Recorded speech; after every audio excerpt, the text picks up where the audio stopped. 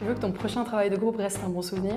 Alors voici 5 astuces pour passer d'un simple travail de groupe à un vrai travail d'équipe. La première chose à faire, c'est de se mettre d'accord sur votre objectif de réussite. C'est avoir 18 sur 20 ou 12 ou peut-être finir 2 semaines à l'avance. Une fois que ça c'est fait, vous vous fixez un créneau régulier et récurrent de réunion. Attention, on ne fait pas des réunions pour rien. Donc, avant chaque réunion, il faut que vous définissiez ensemble quels sont vos objectifs pour que la réunion soit efficace. Pour planifier votre travail, attention à bien séparer aussi les canaux de communication privés des canaux de communication pro, plutôt que Messenger, des choses comme Teams avec le planificateur de Teams ou aussi le calendrier d'Outlook. Pour la première réunion, l'objectif sera toujours le même, c'est de planifier votre projet du début jusqu'à la fin, en tâches les plus précises possibles. Pour chaque tâche, il va falloir réfléchir au temps qu'elle demandera pour être effectuée et ensuite voir quelle tâche gagnerait à être effectuée tous ensemble en équipe et puis quelle tâche est finalement taillée pour une seule personne. Sans oublier qu'à la fin du projet, vous allez défendre tous et toutes ensemble.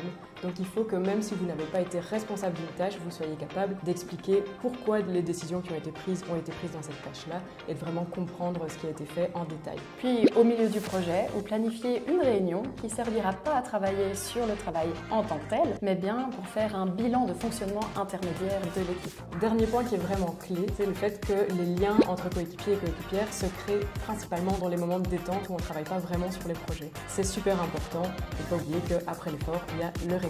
Bon travail!